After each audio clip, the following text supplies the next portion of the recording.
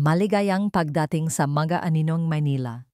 Isang seryeng crime at psychological thriller na nagaganap sa kabiserang Pilipinas.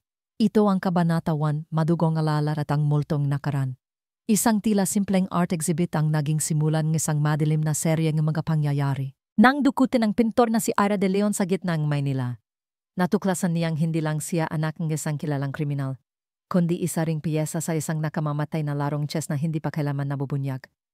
Ihanda ang inyong sarili. Dahil ang liwanag sa Manila ay hindi kailanman sapat upang maninag ang lahat ng kadiliman. Ang Manila sa gabi ay isang lungsod na may dalawang mukha. Sa isang banda ay ang maningning na mga ilawang mga abalang kalye at sa kabila ay ang nakasusuklam na kadiliman ng mga eskinita na amoy dugo at usok ang baril. Si Ira De Leon ay bumaba mula sa isang makintab na itim na sedan. Ang kanyang puting bestida na abot sa kong ay bahagyang ihipan ng hangin ng gabi. Tumingin siya sa kanyang relo, 10:34 ng gabi. Sa kabilang kalye ay isang tatlong palapag na gusali kung saan nagaganap ang isang charity art exhibit na kung saan siya ay inimbitahan o hindi bababasa. Iyon ang nakasulat sa imbitasyon. Si Bong, ang kanyang personal na tsupe sa loob ng ilang taon, ay walang sinabi kundi isang bahagyang tango at isang makahulugang sulyap. Naramdaman ni Ira na mayroong kakaiba, ngunit hindi niya ito ipinahalata. Matagal na siyang nabubuhay sa madilim na mundong mga kriminal upang malaman kung mayroong mali. Ngunit sanay na rin siyang itago ang lahat ng kanyang pagdududa sa likod ng isang malamig na ngiti. Umakyat siya sa mga hagdan patungo sa pangunahing bulwagan ng gusali. Bawat hakbang ay mabagal at may layunin. Sa lubay isang espasyo na simpleng ngunit elegante ang pagkakayos. Ang mga oil painting, karamihan ay gawa ang mga batang pintor, ay nakasabit sa kahabayan ng pasilyo, na tinatamayan ng malambot na dilaw na ilaw na nagbibigay ng malabong hitsura sa lahat. Pinagmasdan ni Ira ang mga ito, hindi gaanong pinapansin ng mga pinta, dahil ang kanyang interes ay nasa mga tao sa silid na iyon. Lahat ng mukha ay estranghero. Lumapit ang isang may edad na lalaki na nakasuot ng kulayabo na suit. Siya ay matangkad at payat. Ang kanyang buhok ay nakasuot paatras at ang kanyang mukha ay parang hinulma sa wax. Walang emosyon, inilahad niya ang kanyang kamay. Magandang gabi, Miss De Leon. Ako si Nico, sanggalan ng mga nag-organisa. Nagpapasalamat ako sa iyong pagdalo. Nasaan si Aling Teresa? Tanong ni Ira, hindi inabot ang kamay. Siya ay, may karamdaman. Ako ang natasang pumalit. Gumiti siya, ngunit ang kanyang mata ay walang laman. Tumango si Ira. Ang kanyang tingin ay punong pag-ingat. Isang waiter ang nagdalang isang basong pulang alak. Kinuha ito ni Ira, ngunit hindi agad ininom. Ayaw niyang alak, ngunit ito ang pinakamahusay na paraan upang subaybayan ang reaksyon ng iba. Ang kapaligiran ay naging hindi komportable pagkatapos ng ilang minuto. Ang mga tao sa silid ay gumagalaw na parang gamulto. Mahinang nag-usap at nagtatawanan. Ngunit walang lumalapit sa kanya ng higit sa 3 hakbang. Naramdaman ni Ira na bumibilis ang pulso sa kanyang pulso. May mali. Ang lahat ay masyadong tahimik, masyadong perpekto, at iyon ang nagpapahirap sa kanya sa paghinga. Lumingon siya akmang kukunin ang kanyang telepono upang tawagan si Bong. Ngunit madilim ang screen, patay ang telepono, kumunot ang kanyang noo at mabilis na lumabas ang pinto. Sakto sa oras na iyon, kumuraping isang beses ang chandelier sa kisame. Pagkatapos ay namatay ito. Isang segundo pagkatapos ay isang sigaw. Sinubukan niyang tumakbo papunta sa pinto, ngunit nahihilo siya at lumalabo ang kanyang paningin. Ang basong alak, may kung ano sa baso ang alak, sumpain. Nag-alangan siyang kumapit sa gilid ng mesa ngunit wala na siyang lakas. Isang magaspang na kamay ang humawak sa kanyang balikat mula sa likuran. Hulihin siya, sigaw ng isang tao. Nagpumiglas siya. Naramdaman na hinihila ang kanyang mga binti sa malamig na sahig. Ang tunog ng kanyang matas na takong na tumatama sa marmolayo malinggaw-ngaw. Bago siya tuluyang mawalan ng mali, namoy niya ang panyo na mahigpit na nakadikit sa kanyang mukha. Ang matamis na amoy ng pampatulog. Kadiliman. Nagising si Ira na may matinding sakit sa likod ng kanyang ulo, umugong ang kanyang ulo at kumakalam ang kanyang tiyan. Ang kanyang mga labi ay tuyo at bitak-bitak, at ang kanyang lalamunan ay uhaw na uhaw. Nakahiga siya sa isang manipis na kutson sa malamig na sahig na semento. Ang kanyang mga kamay ay mahigpit na nakatali sa kanyang likuran, at ang kanyang mga mata ay natatakpan ng isang itim na tela. Ang hangin ay mabigat sa amoy ng amag at lumang dugo. Kumagalaw siya, sinusubukang makinig, may mga yabag na papalapit. Isang lalaki ang huminto sa harap niya. Ira De Leon, sabi niya ang kanyang boses ay pantay at malamig. Inalis ang tela. Ang nakasisilaw na ilaw ay nagpilit sa kanya na pumikit. Sa harap niya ay isang lalaki na nakaswat ng itim na suit. May matalim na mukha at mga matang kasing talas ang kutsilyo, Lucien Navarro, ang bagong pinunong organisasyong La Sombra. Dating matalik na kaibigan ng kanyang ama hanggang sa maganap ang isang panloob na paglilinis. Akalang lahat ay patay na siya 3 taon na ang nakalilipas, ngunit ngayon ay nakatayo siya sa harap niya, sa laman at dugo, at may dalang hiningang paghihiganti. Bakit? Pulong ni Ira, sinusubukang niyang gat ang kanyang ulo. Hindi sumagot si Lucian, umupo lang at itinas ang kanyang baba gamit ang 2 daliri. Hindi mo ba alam iyon noon pa? Ito ang kabayaran sa ginawang iyong ama. Sa tingin mo, ano ang magagawa mo? Hindi ako siya. Nagngangalit ang ngipin ni Ira, pinipigilan ang pagtulo ng luha. Hindi, ikaw ang natitira, sabi niya, at kailangan kita. Tumayo si Lucian, tumalikod at iniwan si Ira sa gitnang walang laman na silid na parang isang biktima na iniwan sa kulungan ng leon. Narinig niya ang tunog ng kandado na sumasara sa likuran niya. Madilim ang silid. Maliban sa malabong ilaw mula sa isang lumang fluorescent lamp sa kisame. Huminga siya ang malalim. Sinusubukang manatiling kalmado. Huwag umiyak. Huwag magpanik. Masyado na siyang sanay na maging anak ng isang halimaw para maging mahinan gayon. Ngunit ang kanyang puso ay kumakabog pa rin, na parang lalabas sa kanyang dibdib. Sa rooftop ng isang kalapit na gusali, sinusubaybayan ni Inez Morales ang lahat sa pamamagitan ng infrared binoculars. Inayos niya ang kanyang headset at bumulong sa mikropono na nakakabit sa kanyang damit. Ang target ay nahuli na. Kumpirmado ang presensya ni Lucian Navarro. Humihiling ang susunod na mga tagubilin. Walang tugon. Tanging mahabang ingay ng static. Kumunot ang ni Inez. Alam niyang hindi ito madaling misyon. Ngunit hindi niya inasahan na mangyayari ang lahat ng ganito kabilis. Tumingin siya sa malit na screen sa kanyang pulso. Naubos na ang oras. Kailangan niyang magpasya sa lalong madaling panahon. Manatiling nakatago. O sirain ang plano at makialam. Sa malayo, ang tunog ng mga sirena ng ambulansya ay umalinggaw-nggaw kasama ang maingay na tunog ang lungsod sa gabi. Ngunit dito, ang lahat ay parang nagyelo. Humingang malalim si Inez. Tinanggal niya ang kanyang headset, inilagay ang kanyang kagamitan at naglaho sa kariliman na parang hindi siya kailanman umiral. Nakaupo si Ira sa sulokeng silid. Mabagal ang paglipas ng oras. Walang pumasok, walang nagsalita. Hindi niya alam kung nasaan siya. Alam lang niya na malayo ito sa mga residential area. Naramdaman niya ang halumigmiging lupa at bato, ang tunog ng tumutulong tubig mula sa isang kinakalawang na tubo sa malayo, at ang amoy ng lumang hilaw na karne na nakadikit sa mga dingding. Sa kadiliman, pumalik ang nakaraan na parang isang bagyo. Naalala niya ang kanyang ina, na namatay nung siya ay 10 taong gulang pa lamang. Naalala niya ang kanyang ama, isang malupit at malamig na tao, ngunit ang tanging nag-isang nagprotekta sa kanya. Naalala niya ang kanilang lumang bahay na may puting bakod at ang mga umaga na nagigising siya sa amoy ng kape na kumakalat sa kusina. Matagal nang gumuho ang lahat. At ngayon siya na lang ang natitira, mag-isa. Nanggagalit ang kanyang ngipin, itinulak ang kanyang likod sa dingding at sinubukang igalaw ang kanyang mga kamay upang kalagan ang mga tali, walang saysay. Ang mga plastik na tali ay masyadong mahigpit, na nagiging sanhing pagdigiling daloing dugo sa kanyang mga pulso. Hindi niya alam kung ano ang gagawin ni Lucian. Ngunit alam niya, ito pa lang ang simula. Ang hangin ng gabi ay pumapasok mula sa isang maliit na parihabang bintana sa 2 palapag ng isang lumang gusali na malapit sa gilid ng Quezon Report. Ito ang lugar na pinili ni Lucian bilang pansamantalang base. Isang tagwan na sapat na hiwalay. Sapat na pribado upang itago ang isang tulad ni Ara nang hindi natutuklasan ng sinuman. Sa ibaba sa ground floor, ang hangin ay nagyayelo na nakakabinging tahimik.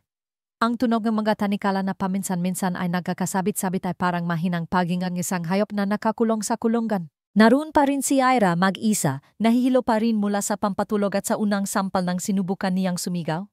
Sa kadiliman, may mga yabag na bumababa sa hagdan. Hindi mabilis, ngunit regular, na parang ang taong naglalakad ay hindi nagmamadali at hindi rin natatakot sa anuman. Bumukas ang pinto at ang mahinang ilaw mula sa pasilyo ay pumasok sa masikip na silid. Isang babayang pumasok. Hindi siya matangkad. Nakasuot ang masikip na itim na maong, leather jacket at ang kanyang buhok ay nakatali sa likod ng kanyang ulo. Ang kanyang mga mata ay kasing talas ng kutsilyo, ngunit hindi tulad ni Lucian. Ang gamatang ito ay may itinatagong isang bagay. Kumunot ang nuni Ira nang lumapit ang babay, yumuko at hindi nagsalita ng ilang segundo. Tinitingnan nila ang isa't isa na parang sinusuri ang isang kaway sa isang laro na hindi pa naintindihan ng sinuman ng mga patakaran. Ako si Inez. Mahinang sabing babae. May masakit pa sa iyo? Hindi sumagot si Ira. Ang kanyang pagingat ay nagpahigpit sa bawat kalamnan sa kanyang katawan. Nilinlang na siya minsan, at wala na siyang balak na magtiwala pa kaninuman. Hindi ako pumarito para saktan ka, patuloy ni Ines. Kung gusto ko, hindi ka na sana nagising nung gabing iyon. Nang gumiting mapait si Ira, ang kanyang lalamunan ay tuyo at ang kanyang boses ay paos. Kung gayon, ano ang ginagawa mo dito? Para tanungin ako kung anong uring kamatayan ang gusto ko. Hindi sumagot si Ines. Kinuha niya ang isang boteng tubig mula sa kanyang bulsa, binuksan ito at inilagay sa tabing kamay ni Ira. Tinitigan ni Ira ang boteng tubig, inisip na maring may lason ito. Walang lason iyan. Kung mamatay ka, magagalit si Lucian at ayaw kong mabaril sa ulo. Bahagyang gumiti si Ines. Ang kanyang boses ay malumanain ngunit may dalang babala. Uminom ka. Tubig lang iyan. Napakalamig. Kailangan kong maglakad ng 2 palapag para makuha ito. Pagkaraan ng ilang sandali, bahagyang tumango si Ira. Tinanggal ni Ines ang tali sa kanyang pulso. Ang kanyang magagalaw ay napakabagal at mangat. Nang bumagsak ang tali sa lupa, agad na itinaas ni Ira ang kanyang kamay. Ngunit ang kanyang makalamnan ay manhid na nagdulot sa kanyang bahagyang pag-unggol sa sakit. Kinuha niya ang boteng tubig. Uminom ang malaki at pagkatapos ay umubo dahil sa sobrang pagkatuyo ang kanyang lalamunan. Tumulo ang tubig sa makabilang gilid ng kanyang bibig, ngunit wala siyang pakialam. Sa unang pagkakataon sa halos isang araw, naramdaman niyang buhay siya. Sino ka? Nagtatrabaho ka ba para sa kanya? Tanong ni Ira nang medyo makabawi na siyang lakas. Sumandal si Ines sa dingding, tumingin sa kisaming isang saglit bago sumagot. Nagtatrabaho ako para sa sarili ko.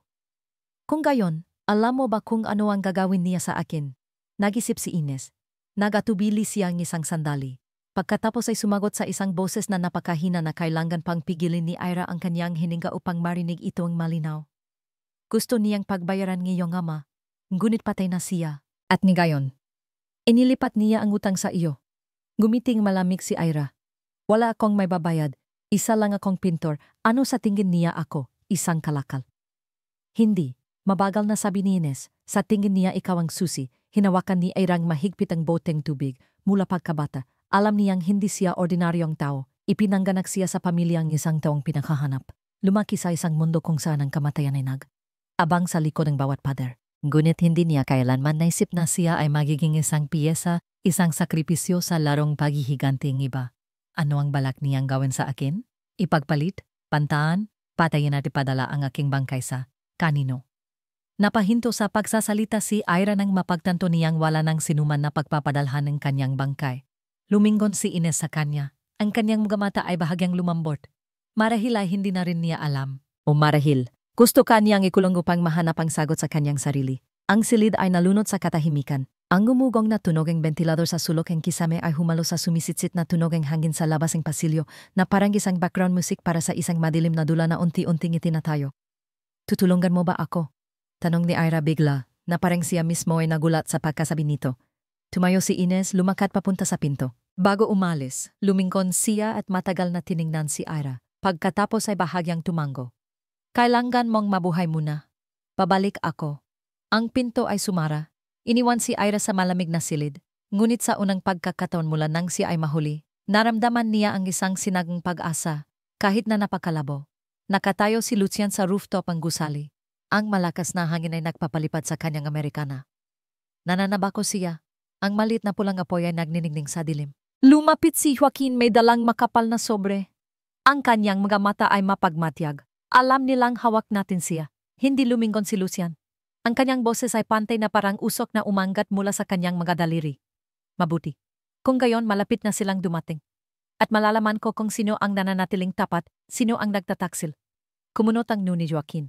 Masyado nang malayo ang darating nito. Sa tingin ko, hindi solusyon ang pagpapanatili sa kanya. Lumingon si Lucian. Tiningnan ang kanyang kapatid na may mga matang kasing talas ng labaha. Ang inisip mo ay hindi mahalaga. Siya ay anak ni Raul. At si Raul ay may utang na dugo sa ating pamilya. Tandaan mo iyan. Ngunit hindi siya si Raul. Siya ay. May damdamin ka ba sa kanya? Putol ni Lucian, ang kanyang boses ay kasing tigas ng bakal. Hindi. Sagot ni Joaquin pagkatapos ay nanahimik. Itinapon ni Lucian ang kanyang sigarilyo at lumapit sa kanyang kapatid. Kung gayon, gawin mo ng mayos ang iyong trabaho. Bantayan si Ines, hindi siya simple.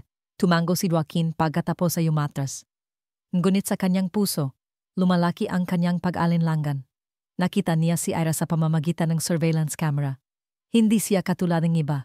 Hindi siya ang goring babay na natatakot at pagkatapos ay sumusuko. Ang kanyang mga mata ay may apoy pa rin. Isang bagay na nagpapabagabag sa kanya. Nakatayo si Ines sa pahinggahan, nakatitig sa screen ng camera. Nakaupo si Ira, hawak ang kanyang ulo nakasandal sa dingding, nakatingin sa kisame. Walang sinasabi, hindi umiyak. Tanging katahimikan, ngunit ang katahimikang iyon ay parang isang bundok na naghihintay na gumuho. Alam ni Ines na kailangan niyang kumilos. Ngunit alam din niya na ang anumang hakbang ay maring maging sanhing mas mabilis na pagguho ng lahat. Binuksan niya ang kanyang telepono at nagpadalang isang mensahe na walang panggalang tatanggap. Buhay pa siya, ngunit hindi na magtatagal. Kailangan ng susunod na utos. Nang maging madilim ang screen, huminggang malalim si Ines. Hindi na rin siya magtatagal. At anumang pagkakamaling gayon ay babayaran ng dugo. Hindi alam ni Ira kung gaano katagal na ang lumipas mula nang umalis si Ines sa silid. Ang fluorescent lamp sa kisame ay mahina pa rin kumikislap na naglalabas ng isang malamig na ilaw na lalong nagpapapanggit sa lahat. Sanay na siya sa katahimikan sa dilim, ngunit hindi nito nabawasan ang kanyang takot. Ang kanyang puso ay malakas pa rin kumakabog sa kanyang dibdib. Ang kanyang katawan ay pagod na pagod sa pagod, gutom at pagkaubos. Ngunit ang kanyang isip ay malinaw pa rin at buhay pa rin siya. Mas mahalaga iyon kaysa sa lahat ng gayon. Paulit-ulit niyang inulit ang mga salitang iyon na parang isang mantra. Buhay pa ako, kaya ko pang lumaban. Hindi ako isang tahimik na piyesa para itulak ang sinuman ayon sa kanilang kagustuhan. At kung gagawin akong pain, ako ay magiging isang pain na may kamandag. Bagamat hindi niya alam kung paano makatakas mula sa itim na butas na ito na nangganggalang Lucian Navarro, alam niya ang isang bagay. Hindi siya mamamatay na parang isang hindi kilalang tao sa maruming silid na ito. Ang tunog ng bakal na pinto na bumubukas ay nagpabalik sa kanya mula sa kanyang mga iniisip. Pumasok si Joaquin, ang kanyang mga kamay ay nasa bulsang kanyang pantalon, ang kanyang puting kamiseta ay bahagyang gusot sa ibaba. Ang kanyang mukha ay kamukhang-kamukha ni Lucian. Parehong parisukat na pangga, tuwid na ilong, at matalim na mga mata. Ngunit ang mga mata ni Joaquin ay may ibang bagay. Hindi kasing talas ng kutsilyo. Ngunit parang tubig. Mas malambot, may itinatagong isang bagay na malabo at tahimik. Umupo si Ira, nakasandal sa dingding. Ang kanyang mga mata ay nakatingin sa kanya nang hindi nagsasalita. Tumingin si Joaquin pabalik. Hindi rin agad nagsalita. Naglabas siya ng isang sandwich at isang boteng tubig. Inilagay ang mga ito sa isang maliit na upuan sa sulok. Pagkatapos ay umatras ang ilang hakbang. Dapat kumain kang kaunti. Sabi niya, ang kanyang boses ay mas malumanay kaysa sa kanyang panlabas na anyo. Wala akong inilagay na anuman diyan. Hindi ako ganyang klaseng tao. Nang gumiti ng bahagya si Ira, ngunit ang kanyang gamata ay mapagmatya pa rin. Dapat ba akong magpasalamat para diyan? Hindi tumugon si Joaquin. Nakatayo siyang tahimik. Ang kanyang mga braso ay nakakrus sa kanyang dibdib. Hindi ako pumarito para makipagtalo. Gusto ko lang na may sapat ka pang lakas kapag nagpasya ang aking kapatid na gawin ang susunod na bagay. Ano ang gagawin niya? Putulin ang aking daliri at ipadala sa aking ama? Sayang at patay na siya. Mas malamig ang boses ni Ira kaysa karaniwan. Kumunot ang nuni Joaquin. Hindi siya sanay na may babaeng tumitingin sa kanya sa mata ng hindi nanginginig. Ngunit si Ira ay hindi katulad ng sinumang pumasok sa bahay na ito. Hindi ka katulad ng iyong ama. Mabuti. Maikling sagot ni Ira. Nagtagal ang katahimikan. Lumapit si Joaquin. Umupo sa tabing maliit na mesa. Ang espasyo sa pagitan nila ay wala pang isang metro. Sa tingin mo ba masama akong tao? Tanong niya. Sa tingin mo ba mayroon akong ibang pagpipilian kundi isipin iyon? Gumiting bahagya si Joaquin. Nagulat si Ira sa ngiting iyon. Hindi ito naglalaman ng panunuya o banta. Naglalaman ito ng kalungkutan. Hindi ko ipagtatanggol ang ginagawa ng aking pamilya. Sabi niya. Lumaki ako sa dilim na tulad mo. Ang kaibahan lang, pinili kong manatili sa labas ng linyang labanan. Ngunit minsan, ang pagpili ay isang ilusyon lamang. Tiningnan siya ni Ira bahagyang ikiling ang kanyang ulo. So nandito ka para sabihin sa akin na biktima ka? Hindi. Umiling si Joaquin. Nandito ako para sabihin sa iyo, kung gusto mong mabuhay, kailangan mong maging matalino. Ang kapatid ko ay hindi katulad ng ordinaryong kriminal.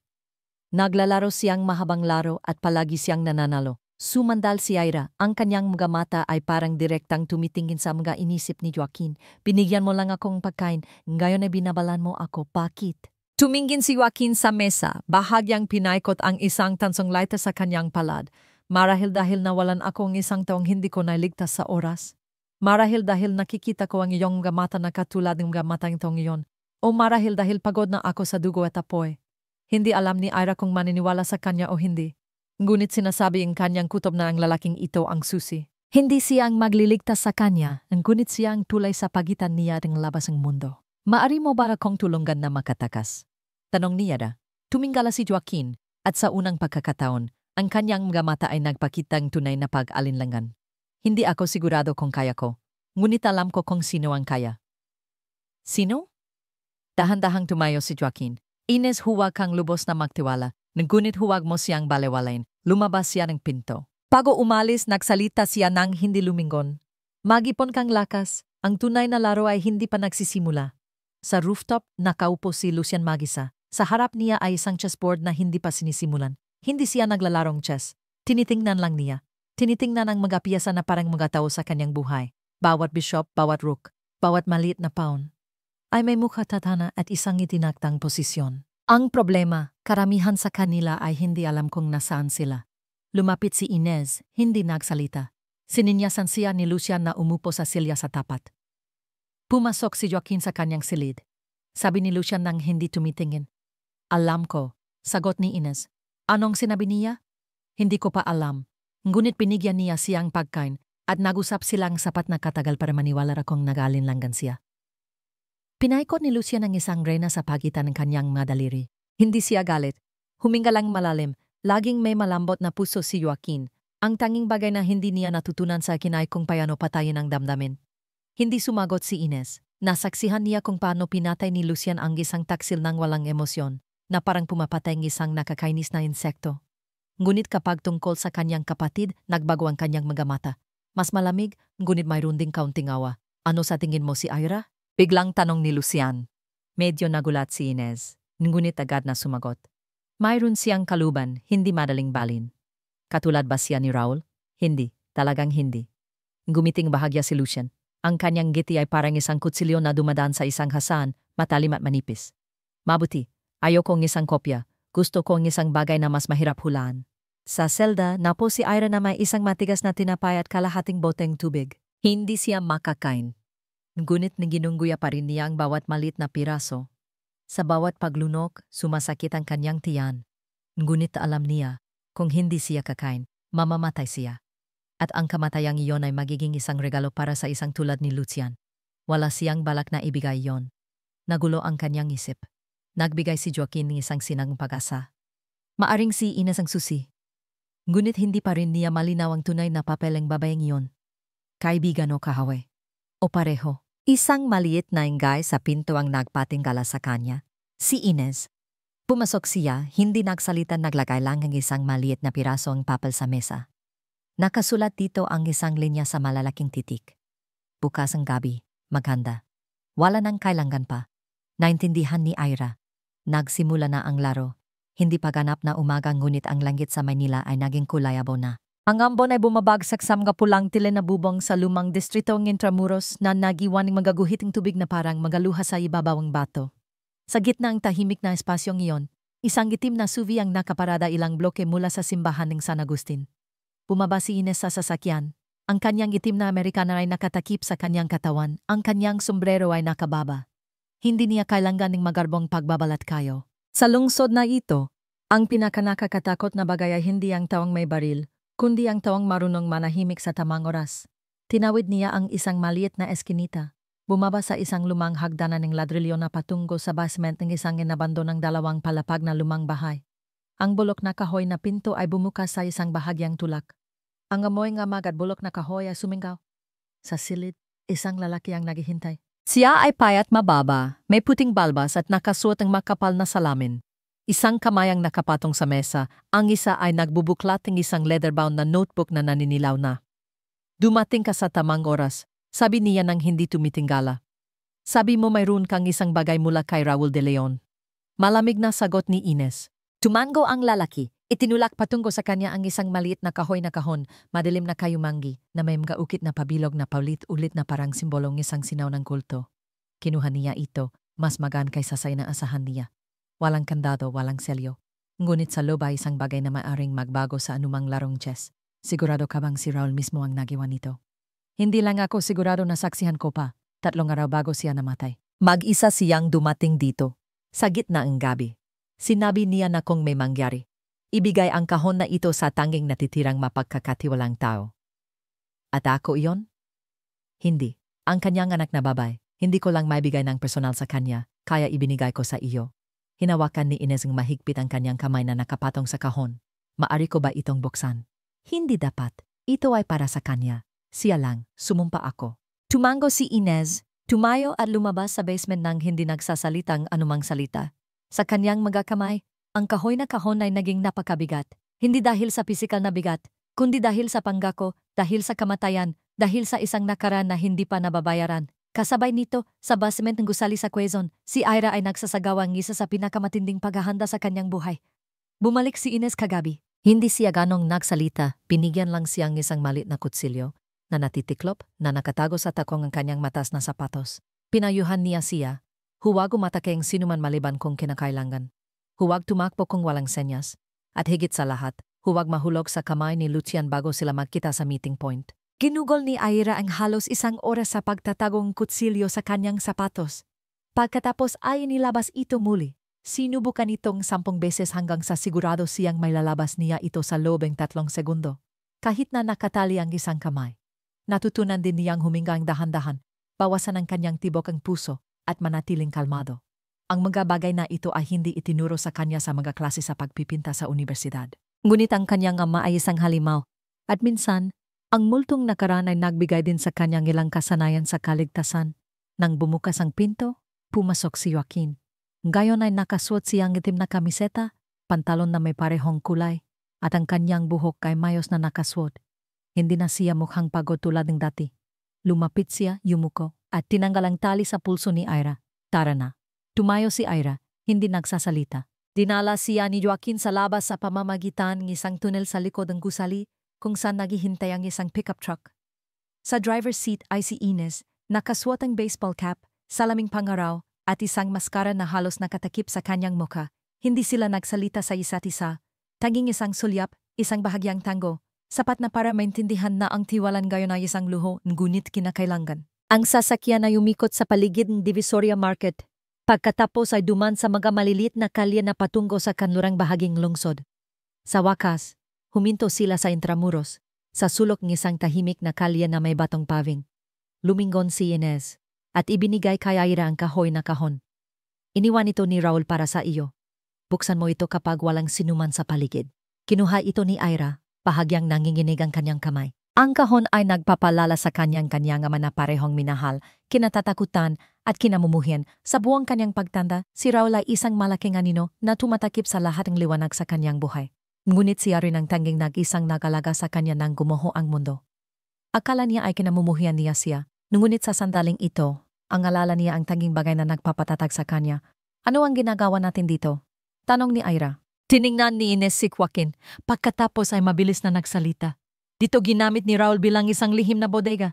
May isang lumang tunel sa likod ng gusali malapit sa simbahan. Mag-isa kang pupunta, kami ni Joaquin ang bahala sa natitira.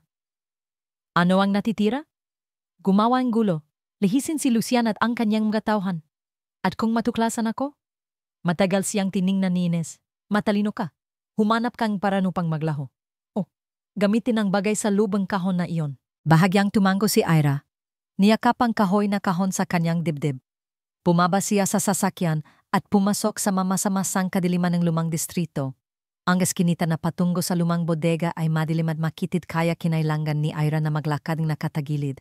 Ang amoying mamasamasang ladrilyo, tuming daga at amagay magkakahalo.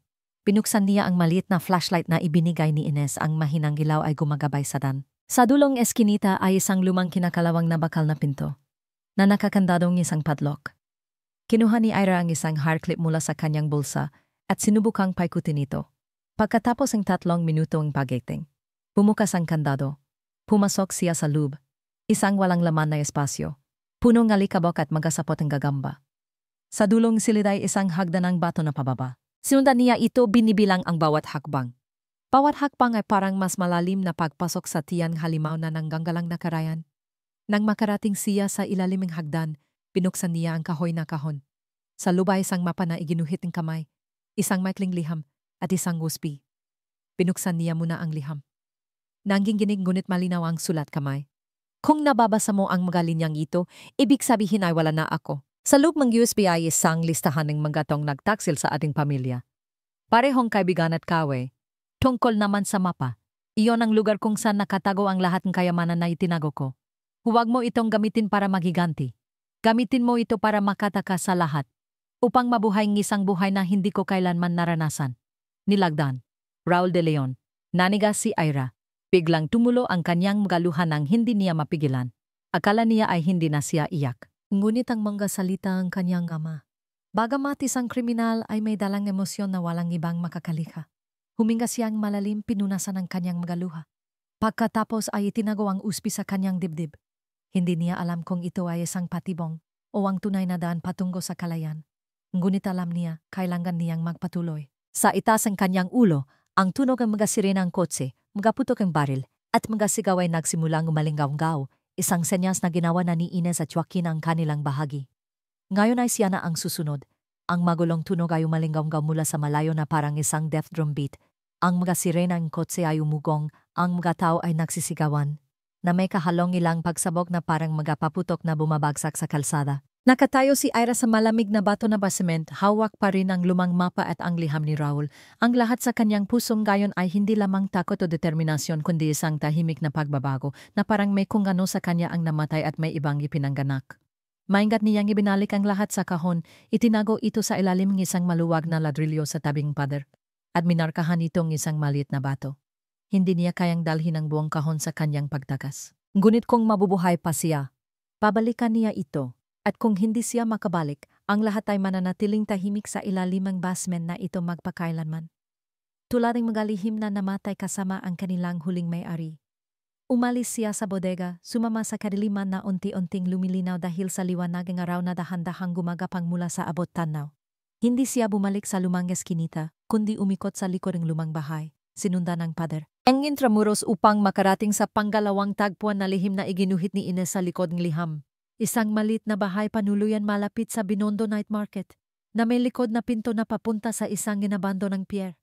Ang daan patungo doon ay kakaibang tahimik. Tila ang kaguluhan na nilikha ni Inez at Joaquin ay nagiwan sa buong lugar na walang laman na parang isang entablado pagkatapos ng huling eksena. Mabilis na naglakad si Ira na kayuko, ang kanyang kamay ay mahigpit na nakahawak sa maliit na kutsilyo sa lubing manggas ang kanyang damit. Ang lahat ng kanyang mga pandama ay nakalerto, nakikinig sa bawat tunog. Bawat galaw, bawat anino na dumadaan na parang isang multo. Nang makarating siya sa bahay panuluyan, bahagyang nakabukas ang pinto. Sa lubay isang malit na silid, may malabong dilaw na ilaw at pinakhalong amoy ngusok ang sigarilyo at pawis. Sa mesa ay isang kulay kape na duffel bag, bukas na. Pumasok siya, hindi isinara ang pinto. Sa kama ay si Inez nakaupo at nakayuko, pinupunasan ng dugo sa kanyang braso. Ayos ka lang? Mahinang tanong ni Ira. Gasgas lang. Sagot ni Inez, hindi tumitinggala. Mas maluba ang sugat ni Joaquin. Nasaan siya? Pansamantalang nakatago sa isang butika sa likod ng palengke. Hindi mo na kailangang mag-alala para sa kanya. Umupo si Ira sa isang upuan, humihingal. Nahanap ko na ang kahon. Nasa loob nito ang mapa, USB, at liham ng aking ama. Tuminggala si Inez. Naging matalas ang kanyang mga mata. Nasaan ang USB? Hawak ko ito. Sagot ni Ira, inilagay ang kanyang kamay sa kanyang dibdib. Ngunit hindi ko pa ito tiningnan, wala akong dalang computer. Naglabas si Inez ng isang malit na laptop mula sa kanyang bulsa. Ibigay mo sa akin. Nagatubili si Ira ng isang segundo, pagkatapos ay kinuha ang USB at ibinigay ito gamit ang dalawang kamay. Isinaksak ito ni Inez sa computer at binuksan. Lumitaw sa screen ang isang folder, Sombra Final. Sa lubay isang listahan ng mahigit 100 panggalan, kasama ang mga address, larawan, kopya ang mga bank statement, at isang seryeng mga internasyonal na transaksyon. Marami sa mga panggalan ay mga politiko, pulis, abogado, negosyante. Lahat ay tumanggap ng pera mula kay Raul de Leon sa lubing 20 taon, at marami sa mga panggalan sa listahang iyon ang nagtaksil sa kanya nung siya ay hinahabol. Nanahimik si Ira. Ito ay isang listahan ng kamatayan. Sabi niya, nanginginig ang boses. Tumango si Inez. Ang kanyang mga mata ay nakatutok pa rin sa screen. Maari nitong pabagsakin ang kalahating lungsod kung ito ay malalantad. At iyon ang dahilan kung bakit ako pinanatiling buhay ni Lucian. Pagtatapos ni Ira, hindi niya ako kailangan. Kailangan niya ang bagay sa lubing USB. Isinara ni Ines ang laptop, tinanggal ang USB at ibinalik ito sa kanya. Kailangan nating umalis bago niya malaman kung ano ang nangyayari. Saan tayo pupunta? Sa labas ng lungsod, sa Islang Mindoro. May isang ligtas na lugar dun. Mula dun, maari kitang dalhin sa ibang bansa. Hinawakan ni Airang mahigpit ang USB. Ayaw kong tumakbo. Lumingon si Inez, ang kanyang mga mata ay mas malamig kaysa dati. Sa tingin mo ba kaya mo siyang harapin? Si Lucian Navarro? Sa tingin ko, maaari ko siyang pilitin na pumili muling laro. At ano ang gagawin mo? Bantaan siya gamit ang listahan. Hindi siya takot mamatay at hindi rin siya takot sa iyo. Hindi ko siya babantaan. Makikipag-ayos ako. Nagtagal ang katahimikan ng ilang segundo. Pagkatapos ay dahan-dahang tumayo si Ines. Kung gusto mong mamatay, hindi bababa sa mamatay ka para sa isang bagay na may kahulugan. Tumango si Ira, matatagang boses. Gusto ko siyang makita, isang huling pagkakataon. Bago ako maglaho. Kasabay nito sa isang silong sa ilalim ng mansyon ni Lucian. Nakahiga si Joaquin sa isang stretcher, ang kanyang kamiseta ay punong dugo. Dalawang hindi profesional na nurse ang nagtatahi sa kanyang sugat sa gilid.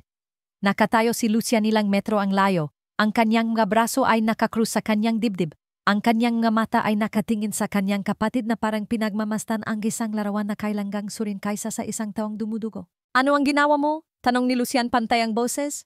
Tinulungan ko ang isang taong hindi dapat mamatay. Sagot ni Joaquin, nagtaksil ka. Hindi. Umiling si Joaquin.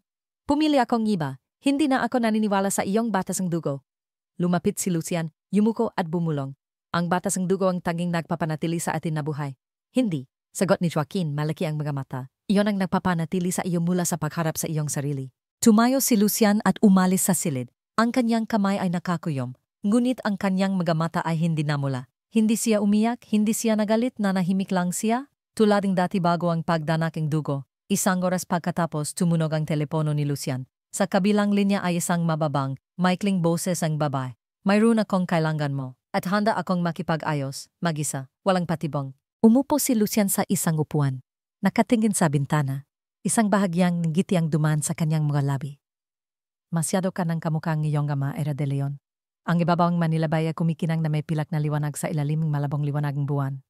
Ang malumanay na alon ay humahampas sa pampang na parang walang katapusang buntong hininga ng isang lungsod na hindi kailaman natutulog. Sa isang maliit na yate na dahan-dahang lumulutang ng 1 kilometro mula sa pampang, nakatayo si Ira mag-isa sa deck. Ang kanyang buhok ay nakalugay sa kanyang mga balikat, bahagyang tinatangay ng hangin ng gabi. Nakasuot siyang madilim na kulay na Amerikana, na nagtatago sa lubing isang maliit na USB na nagiging pinakamahal na kalakal sa lungsod. Maingat na pinili ni Lucian ang tagpuan. Walang mga kamera, walang mga saksi, walang dampabalik. Isang lugar na sapat na malayo upang walang makarinig ang putok ang baril kung may mapatay man. Ngunit hindi tumutol si Ira. Kailangan niyang makita siya. Kailangan niyang tingnan sa mata ang taong nagtulak sa kanya sa bangin, upang sabihin ang mga salita na kung hindi niya sasabihin, hindi siya kailanman mabubuhay ng toto. Umakyat si Lucian sa deck pagkatapos ng ilang minuto. Ang kanyang anino ay mahaba sa mamasamasang kahoy na sahig. Nakaswat siyang itim na suit, puting kamiseta na walang kurbata, at mayos na nakaswat na buhok. Ang hitsurang isang matagumpay na negosyante, walang bakas ng isang taong nagutos ng pagdukot, pagpapahirap o pagpatay. Ang kanyang mga mata ay tulad ng dati, malamig, malalim at hindi nagpapakita ng emosyon. Dala mo ba? Tanong niya, walang paligoy-ligoy. Bahagyang tumango si Ira. Ngunit hindi ko ito ibibigay agad. Nakatayo si Lucian dalawang hakbang ang layo sa kanya. Ang kanyang mga kamay ay nasa bulsa ng kanyang pantalon. Sa tingin mo ba ay mayroon kang kalamangan? Hindi. Sagot ni Ira hindi kumukurap.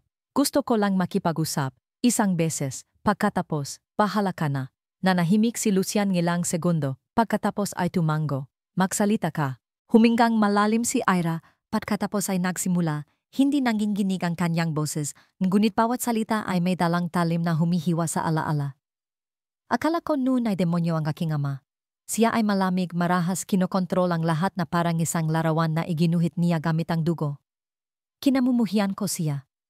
Ngunit ngayon nang ako ay hilahin sa mundong iniwan niya, napagtanto kong hindi siya demonyo. Siya ay resultang mga taong tulad mo, tulad ng lipunang ito, at ako rin. Hindi nagsalita si Lucian. Nakatayo lang siya. Tinukot mo ako ikinulong, halos patayin, ngunit ang gusto mo ay hindi ako. kundi isang nakaraan na hindi mo kayang lutasin sa iyong sarili. Pinatay ni Raul ang aking ama. Sabi ni Lucian mababa ang boses. Pinaril sa ulo sa harap ang aking ina. Pagkatapos, ipinasunog pa niya ang bangkay. Walang iniwan kundi usok. Tumango si Ira. Alam ko, nabasa ko sa liham na iniwan niya. At sa tingin mo pa rin ay maaari kang makipag-ayos? Ngumiti si Lucian. Hindi ako humihinging awa. Gusto ko lang na tumigil ka. Bakit? Dahil mayroon ka pang kapatid. Ibarang pinili ni Joaquin. At naniniwala ako kaya mo rin. Gumiting mapait si Lucian. Isang mapanggarapin si Joaquin. Mahina ang kapatid ko. Maga siyang mamamatay sa mundong ito. Hindi. Sagot ni Ira. Ikaw ang unti-unting namamatay. Bawat araw na nabubuhay ka sa paghihiganti ay isang araw na hindi ka na tao. Nagtagal ang katahimikan. Lumakas ang hangin. Ang dagat ay humahampas sa gilid ng yate sa mabilis na mga ritmo. Mayroon akong USP, sabi ni Ira. Kinuha ito mula sa loob ng kanyang damit. Lahat ng panggalan, halagang pera, mapang bodega, lahat. Mari mo itong kunin, gamitin upang sirain ang nagtaksil sa iyo. Ngunit kung gagawin mo iyon, magiging si Raul ka. At sa tingin ko, ayaw mong maging katulad niya. Tiningnan siya ni Lucian sa unang pagkakataon ay may kaunting pag-alinlangan sa kanyang mga mata. Ano ang gusto mo bilang kapalit? Umalis ako, mag-isa, walang pagtugis, mabubuhay si Joaquin, atras si Ines. Tapos na ang lahat. Nanahimik si Lucian. Ang hangin ay humampas sa deck na nagpatumba sa isang plastik na upuan sa kabilang panig ng yate. Walang sinumang pumulot. Naniniwala ka ba na tutuparin ko ang aking pangako? Hindi. Ngunit kung papatayin mo ako matagal mo na sanang ginawa. Lumapit si Lucian, inilahad ang kanyang kamay. Ibinigay ni Ira ang USP. Nagdikit ang kanilang mga kamay ng isang segundo. Malamig na nagyayelo. Lumingon si Lucian, inilagay ang USP sa kanyang panloob na bulsa. Nanggakmang bababa na siya sa hagdan pabalik sa ibabang deck. Isang putok ang baril ang umalinggaw-ngaw. Isang bala ang tumago sa hangin. Tumama sa balikat ni Lucian. Bumagsak siya, kumapit sa rehas. Sumigaw si Ira, yumuko upang tulungan siya. Mula sa malayo, kumikislap ang mga ilaw.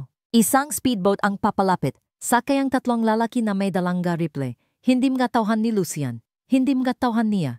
Isa itong ibang puwersa. Isang bagay na hindi nila inasahan. Humingal si Lucian, basang dugo ang kanyang damit. Ipinakanulo mo ako, bulong niya. Hindi, sigaw ni Ira. Hindi ko alam ito. Sinubukang tumayo ni Lucian, nag-alangan. May ibang nagmamanman, may gustong mamatay tayong dalawa. Dalhin mo ako sa loob. Inalalayan nila ang isa't isa pababa sa ibabang deck.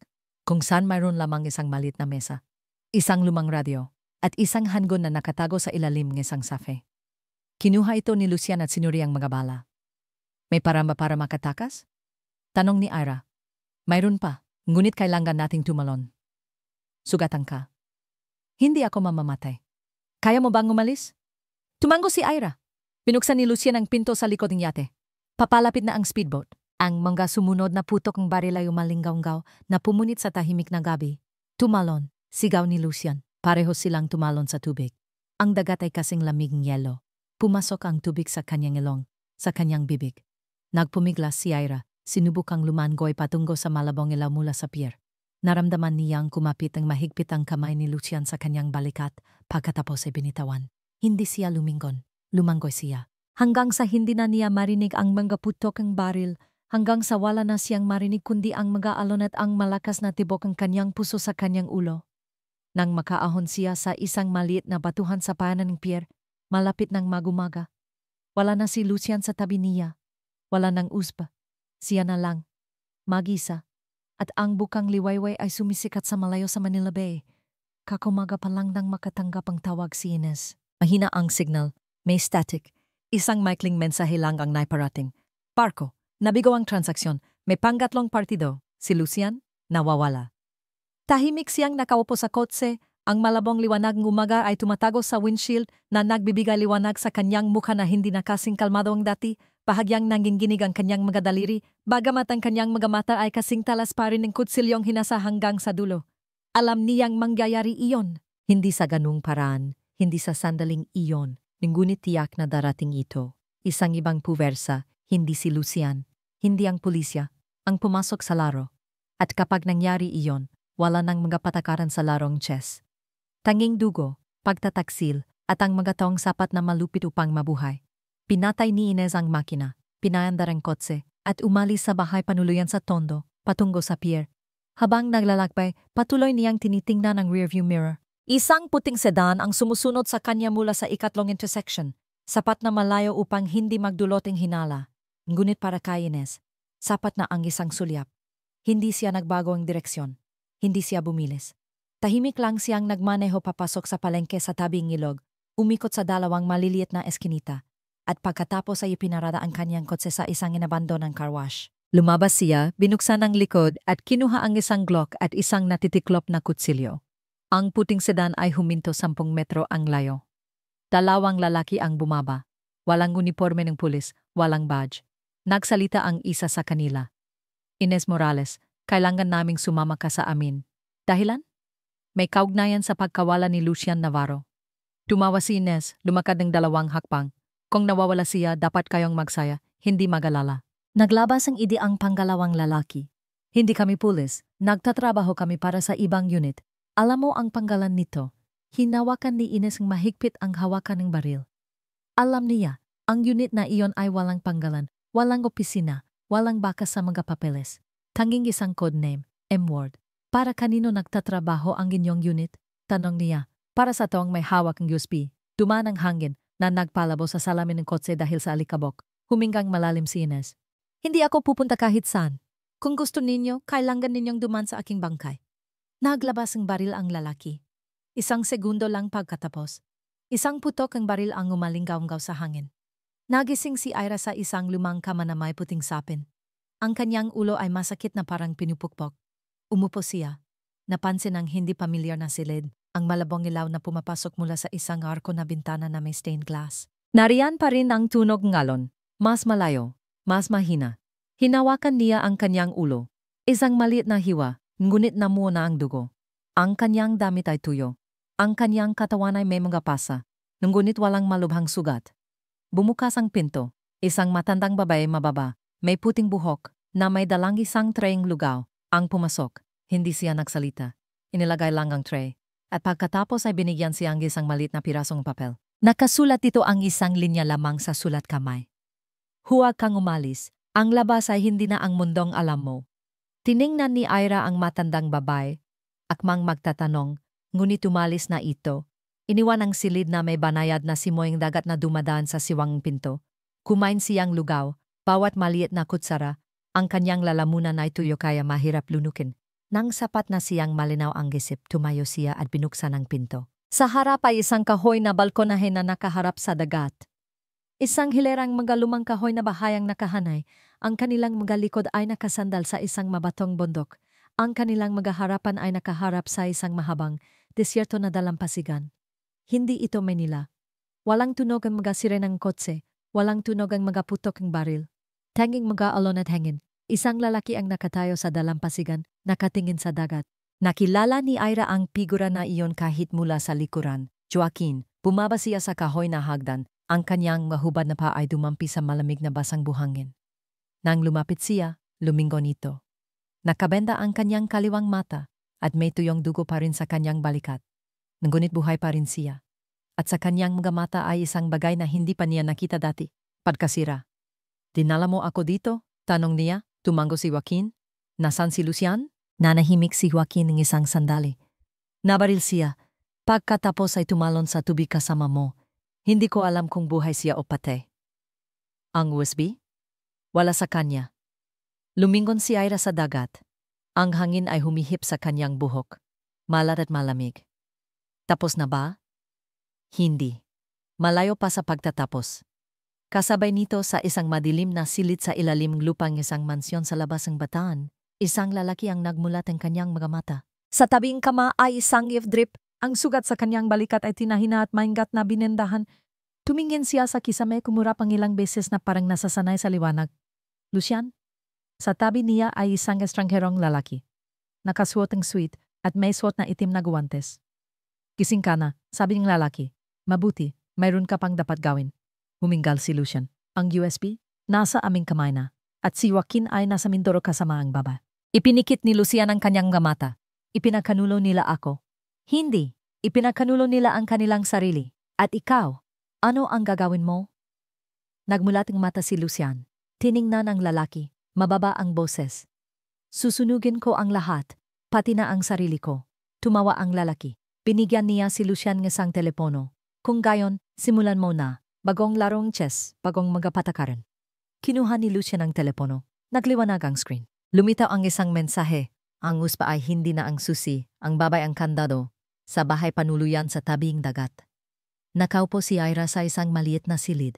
Paulit-ulit na binabaliktad ang pirasong papel na ibinigay sa kanyang matandang babay kaninang umaga. Sa likod ay isang maliit na simbolo. Isang bilog na may 3 pahilig na linya. Nakaparehong-kaparehong simbolo na nakaukit sa kahoy na kahon na iniwan ni Raul. Tumingala siya kay Joaquin. Nakita mo na ba ang simbolong ito dati? Tumango si Joaquin. Ito ay tandang isang lihim na sanggay na kumilos sa panahon ng iyong ama.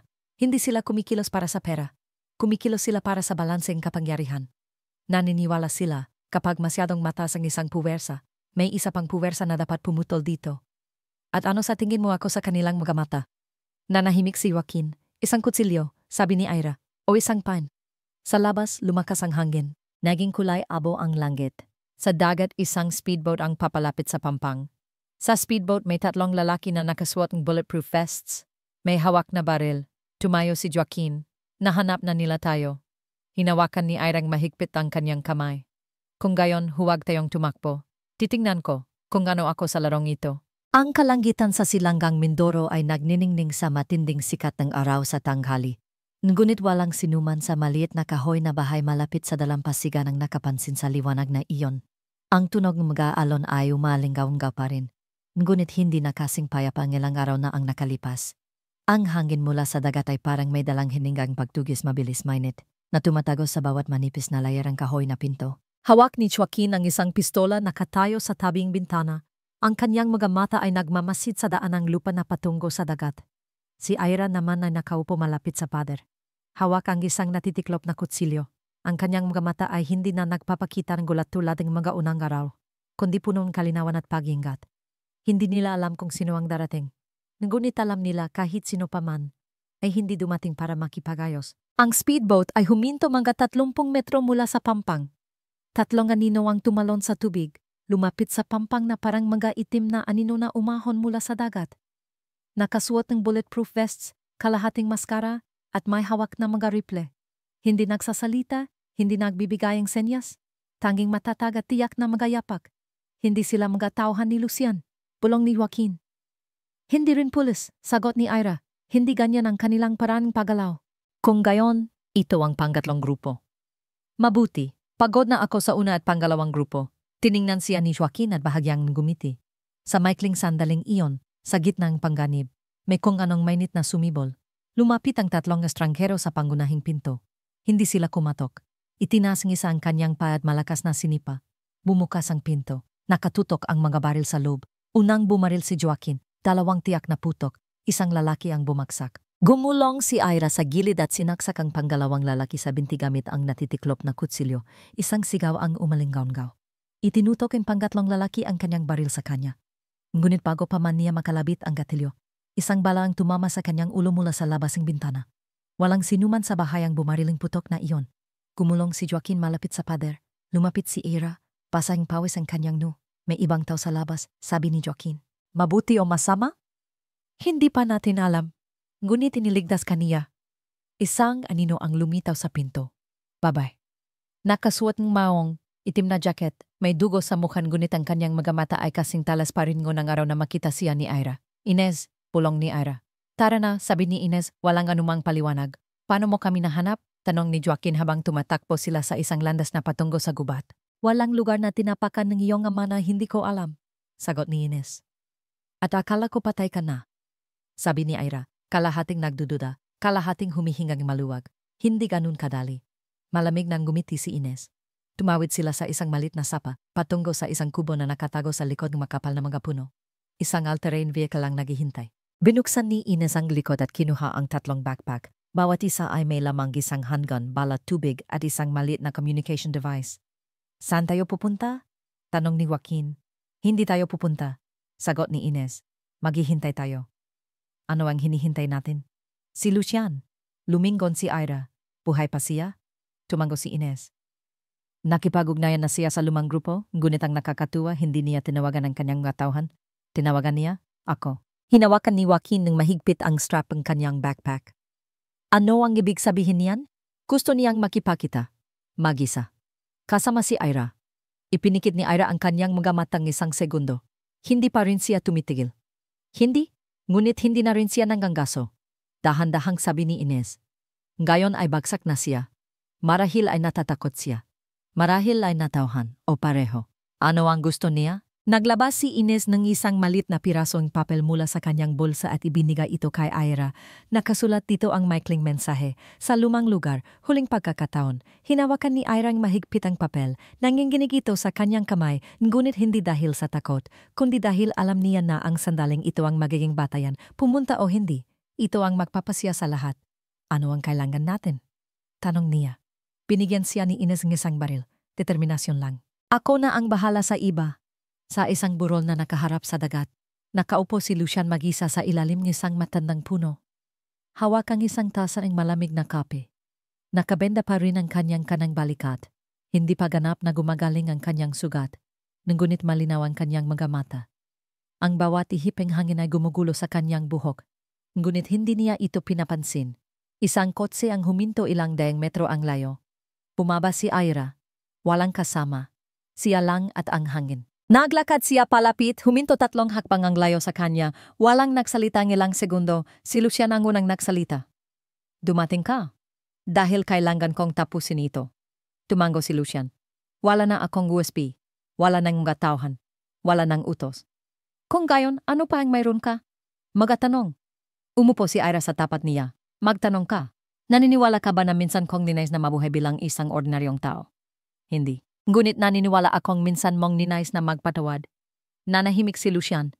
Patawarin si Raul? Patawarin ang iyong sarili. Tumingin si Lucian sa dagat. Nung una akong pumatay, 17 taong gulang pa lang ako. Isa siyang lalaki na gumahasa sa aking kapatid na babay. Sinakal ko siya gamit ang kanyang sariling sinturon. Mula noon, hindi na ako natakot sa dugo. Ngunit hindi ko kailanman tumigil sa pagkatakot sa mga matang aking kapatid. Tiningnan siya ni Ira. Sa unang pagkakataon, nakita niya si Lucian bilang isang tunay na tao. Makasalunggat, nagdurusa, miserable. Ano ang gusto mo? Tanong niya. Gumiting mapait si Lucian. Gusto kong makalimot. Walang sinuman ang nakakalimot, sabi ni Ira. Pinipili lang natin kung ano ang alalahanin. Tumayo si Lucian at binigyan siyang isang maliit na bag. Nasa loob niya ang lahat ng natitirang listahan. Ang mga bagay na ninakaw ko. Ang mga taong gumamit ng pera para bumili ng katahimikan. Kung paano mo ito gagamitin, nasa sa iyo na. At ikaw? Maglalaho ako. Tatakas ka ba? Hindi. Tatapusin ko ito sa lugar kung saan ako nagsimula. Tumayo si Ira. Kung mamatay ka, sino ang makakalala na pinili mo ang tama sa huling segundo? Matagal siyang tiningnan ni Lucian. Ikaw. Pagkatapos ay tumalikod siya. Walang pumigil sa kanya. Nang bumalik si Ira sa kotse, naghihintay na si Ines at Joaquin. Ibinigay niya ang bag kay Ines. Sapat na ba ang ebidensya? Tumango si Ines. Sobra-sobra, isang buong gobyerno ang maring mayanig dahil dito. Kung gayon, ano ang gagawin mo? Ibibigay ko ang isang bahagi, itatago ang isang bahagi, at ang natitira, ibibigay sa iyo. Para saan? Para mapili mo kung paano magsisimula. Tumingin si Ira sa papalubog na araw. Ang huling liwanag ng araw ay nagkulay pula sa abot tanaw. Malakas ang hiping hangin. Ang gadahon ay lumilipad sa hangin. Alam niya mula dito, ang lahat ng desisyon ay sa kanya na. Wala nang Raul, wala nang Lucian, wala nang iba. Siya na lang. Sumikat na ang araw mula sa silanggang baybayin ng Mindoro. Ang ginintuang liwanag nito ay bumuhos sa mga dahon na basa ang hamog ang gabi, na nagpapakitang bawat maliit na patak ng tubig na nananatili sa mga puno. Nakatayo si Ira mag-isa sa dalampasigan. Ang hangin ay humihip sa kanyang mahabang itim na buhok na nakalugay. Hawak ang isang manipis na folder na nakabalot sa malinaw na plastik. Sa luba ay isang listahan ng mga panggalan, mga bank account, mga larawan, mga tala ng paglipat ng pera. Lahat ay mahigpit na naugnay sa panggalang Raul de Leon. At ngayon ay sa kanya na rin. Hindi na siya nanginginig kapag tinitingnan ang dokumentong ito. Sa unang araw, ito ang susi na naglabas sa kanya mula sa pagkakakulong, ang tanging bagay na nagpapanatili sa kanya na buhay kay Lucian. Ngunit pagkatapos ng lahat, naintindihan niyang hindi lamang ito ebidensya. Ito ay isang salamin ng nakaraan, isang nakabiting hatol sa mga ulo ang makapangyarihang tao, at isang pasanin sa mga balikat ng mga nakaligtas.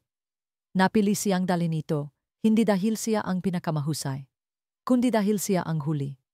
Isang mahinang yabag sa likuran niya ang hindi nakagulat sa kanya. Lumapit si Joaquin. May dalang 2 tasang mainit na kape, na bahagyang umusok sa simoy ng umaga.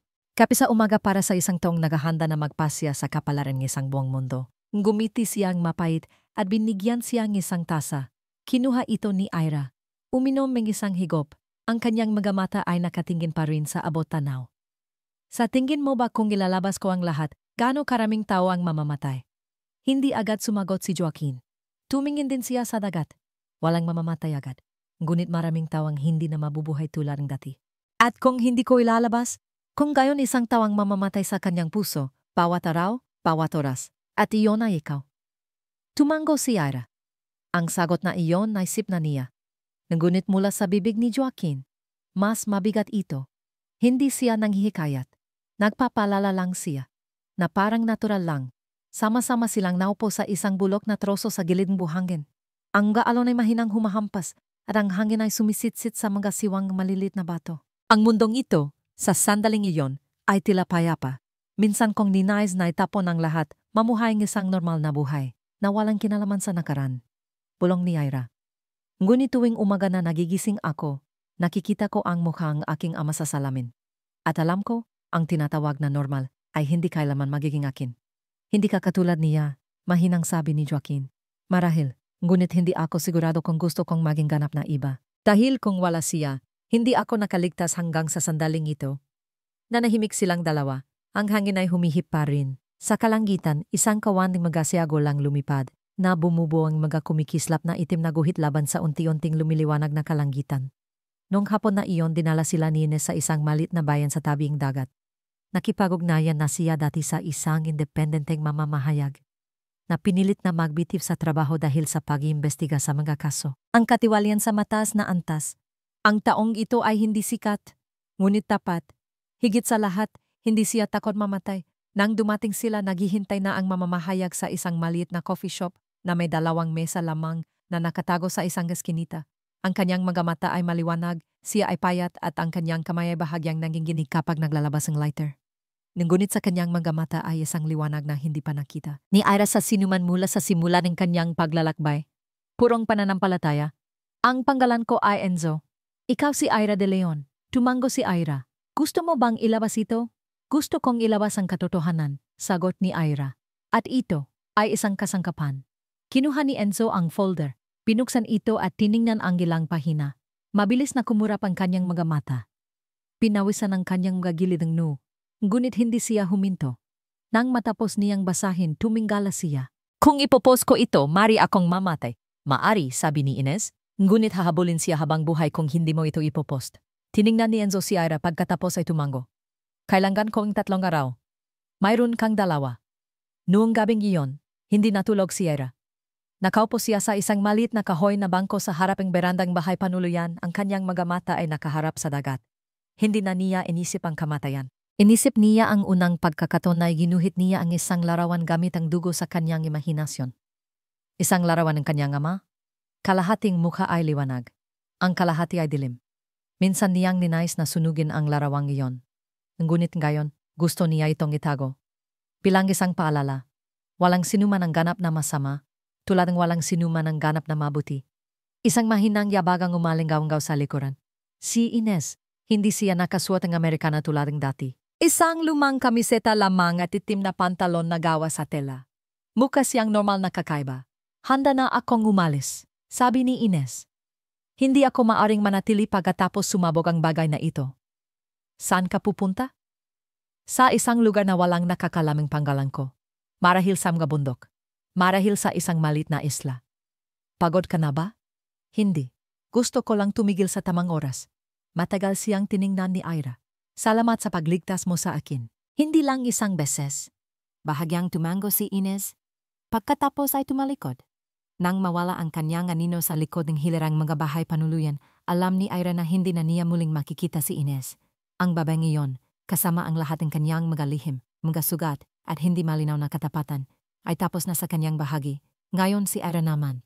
Nung umagang 2 araw, lumitaw ang artikulo sa 3 independenteng platformeng balita. Ang pamagat ay simple. Ang mga dokumentong De Leon, ang lihim na network ng krimen at ang mga panggalan sa dilim, walang larawan ni Ira, walang panggalan ni Lucian, tanging katotohanan. Bawat paglipat ng pera, bawat panunuhol, bawat panggalan na dating itinuturing na hindi maring galawin. Nayanig ang buong Maynila. Kinansela ang mga press conference, isinara ang mga bank account, nawala ang mga politiko nang walang dahilan. At isang sinagang liwanag ang tumagos sa makapal na kortina ng kadiliman na bumabalot sa bansa sa loob ang maraming taon. Nakaupo si Ira sa silid, nakatingin sa screen ng kanyang telepono, ngunit hindi guminggiti. Hindi siya masaya, hindi rin siya gumaan ang loob. Nakaramdam lang siyang kawalan. Pumasok si Joaquin, pinag-usapan ka ng lahat. Alam ko. Tinatawag kanilang taksil sa pamilya. Alam ko rin. At hindi ka nagsisisi, tumingala si Ira sa kanya. Nagsisisi ka ba na iniligtas mo ako? Nakibit balikat si Joaquin. Hindi. Kung gayon, ako rin. Tumayo siya lumabas at dumiretso sa dagat. Sa dalampasigan kung saan mahinang humahampas ang mga alon, kinuha niya mula sa kanyang bulsa ang isang lumang larawan. Isang larawan niya ng kanyang ama na kinunan nung kanyang 15 karawan.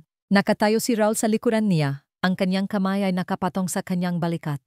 Ang kanyang mga mata ay nakatingin sa kamera na parang isang tawang sinusubukang itago ang multo sa kanyang puso. Sinindihan niya ito.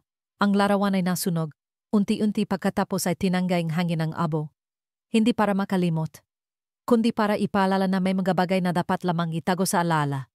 At hindi na kailangan ng anumang paliwanag. 3 buwan matapos may lathala ang artikulo. Nagbago ang kulay ng Maynila. Hindi dahil sa langit, kundi dahil sa salubin. Ang malalaking billboard na dating nag-imprenta ng mga panggalan ng mga sikat na politiko ay unti-unting tinanggal.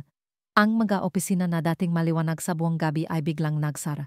Maraming mararangyang mansyon ang inabandona, punong damo ang mga bakuran. Ang mga bakal na tarangkahan ay kinakalawang dahil sa panahon at pagkalimot. Ang mga mukha na dating idolo, dating pinupuri ay naging paksanangar ng mga lihim na investigasyon at hindi pinanggalan ng mga paglilitis. May mga taong nawala. May mga taong nahuli. May mga pumiling tahimik na kamatayan sa isang marangyang siliding hotel na nagiwan ng isang lihamang pagpapakamatay na may paumanhin na wala ng gustong basahin. Ngunit hindi iyon ang katapusan. Dahil nagsimula ng tumubo ang bagong panggalan mula sa lumang pundasyon, tulad ng mga damo na tumutubo muli pagkatapos masunog, hindi nagbago ang Maynila. Nagpalit lang itong ibang maskara. Wala na si Ira dun upang saksihan ang lahat. Umalis siya 2 linggo matapos sumabog ang balita. Hindi siya nagdala ng maraming gamit. 3 set lang ang damit, isang malit na bag, isang blankong kuwaderno, at isang hindi patapos na larawan. Iniwan siya ni Joaquin sa airport. Hindi sila nagpalam. Tahimik lang silang nakatayo sa tabi ng isa't isa na parang mga taong alam ang lahat sa kanilang puso nang hindi na kailangang sabihin. Mananatili ka ba? Tanong ni Ira. Tumango si Joaquin. Kailangang may maglinis sa natitira? Kung hindi, walang saysay ang lahat ng ginawa mo. Hindi ka ba natatakot? Natatakot. Ngunit tinuruan mo ako na ang takot ay hindi nanggahulog ang pagtakas. Ang gumiti si Ira, isang tunay na ngiti sa unang pagkakataon sa mahabang panahon. Kung gayon, ingatan mo ang iyong buhay. Ayokong makaroon ng libing para sa iyo. Ayoko ring bumalik ka sa bansa dahil diyan. Sagot ni Joaquin, kalahating biro, kalahating seryoso. Nang lumipad ang eroplano, nakaupo si Ira malapit sa bintana, nakatingin sa lungsod na lumilit sa ilalim niya. Mula sa itaas, ang lahat ay naging malit. Simple na parang sa paglayo mo ay hindi ka nahahabulin ng nakaraan. Ngunit alam niya, hindi ganun.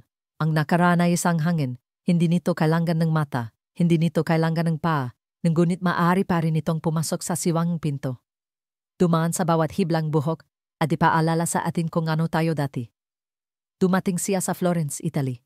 Hindi dahil gusto niyang magtago, kundi dahil iyon ang lugar na pinanggarap ang kanyang ina napuntahan. Nung namatay ang kanyang ina, 10 taong gulang pa lamang siya, naalala lamang niya na sa huling pagtulog niya sa hapon.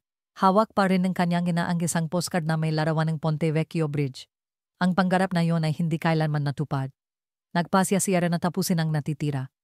Nagrenta siya ang isang maliit na apartment sa 2 palapag na nakaharap sa isang tahimik na eskinita.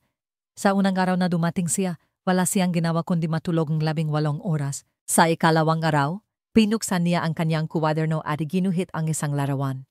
Hindi si Raul, hindi si Lucian, kundi ang kanyang sarili. Magulo ang buhok, malalim ang mga mata, at isang malabong ngiti na hindi kailanman nakita sa totoong larawan.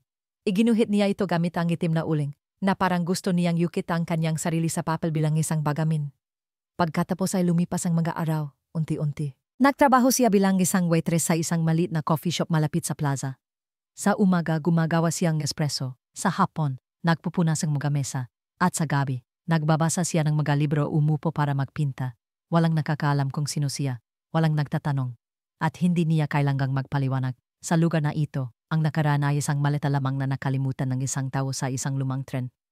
Paminsan-minsan, nakakatanggap siyang mga liham mula kay Joaquin. Hindi maraming salita. Ilang linya lang na nagsasabing mayos ang lahat o medyo mas malala.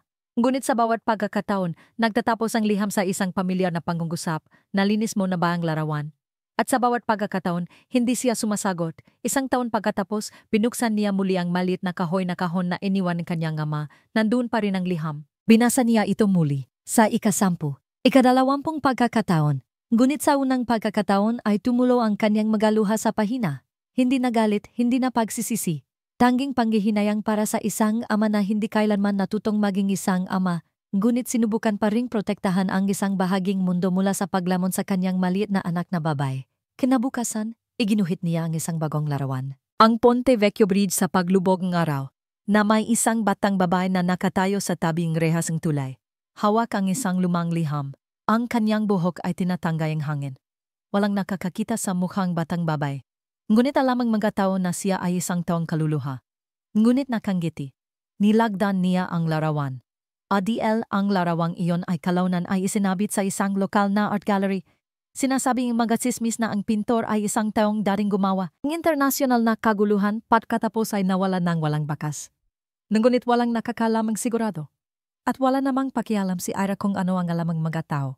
Nabubuhay siya, araw-araw, na parang ito ang huling araw. Hindi para magbayad ng utang, hindi para magtubos, kundi para lamang umiral sa totoong kahulugan. Sa Maynila, nakatayo si Joaquin sa isang saradong silid ng paglilitis. Sa harap niya ay isang mahabang hilerang mga upuan kung saan isa-isang tinatawag ang mga panggalan. Hindi siya kumakatawan sa sinuman. Hindi siya tagausig. Hindi siya saksi. Nakatayo lang siya dun bilang ang tanging nakaligtas sa isang mundong gumuho, upang makita ng malinaw ang bawat piraso na bumabagsak at malaman na hindi na sila maaaring buuin muli tulad ng dati. Isang araw, nakatanggap siyang isang parsela. Walang nagpadala. Isang maliit na larawan lamang. Ang tulay sa Florence, na may mga salita sa ibaba. Nalinis ko na ang larawan. Nagumiti si Joaquin. Tumayo siya at tumingin sa bintana. Ang liwanag ng araw ay tumama sa salamin, na nagpapakita ang kanyang mukha. Hindi na si Joaquin Navarro, ang kapatid ng isang kilalang kriminal, kundi isang tawang lumalabas mula sa abo upang mabuhay ng isang buhay na hindi itinakda ng sinuman. At sa isang lugar sa gilid ng mapa, sa gitna ng mga anino na hindi pa nalalantad, nakaupo si Lucian sa isang simpleng kahoy na silid, nakikinig sa mga alon na humahampas sa mga bato sa buong gabi. Mas mahaba na ang kanyang buhok, at mayroon na siyang balbas, ngunit maliwanag pa rin ang kanyang mga mata. Sa mesa ay isang sulat kamay na manuskrito, hindi pa naimprenta, hindi pa napadala. Ang pamagat ay isang panggungusap lamang, paano hindi maging katulad ng iyong ama. Dahan-dahan siyang sumusulat, bawat salita ay isang hiwa sa nakaraan, ngunit hindi siya humihinto dahil kung hindi siya susulat, kung hindi siya magkukuwento, magpapatuloy ang pagdanak ng dugo. Sa labas, humihinga pa rin ang dagat, at lumilipad pa rin ang abo. Akala ni Ira ay nakatakas na siya sa nakaraan nang magtago siya sa Europa. Ngunit isang kakaibang tingin sa gitnang Florence ang nagbalik sa kanya sa dating gulo. Isang misteryosong mensahe, isang muling nabuhay na lihim na network, at isang panggalan na akala niya ay nawala na, Ouroboros. Bumalik siya sa Manila. Sa pagkakataong ito, hindi para tumakas, kundi para harapin. Ngunit hindi niya alam, naghihintay ang kadiliman, at ang taong nasa likod ng lahat ay maaring mas malapit pa kaysa sa kanyang sariling ama. Nagsisimula pa lang ang lahat. Ibubunyag ang kabanata 2 ang katotohanan na magwawakas sa hangganan sa pagitan ng nakaraan at kasalukuyan.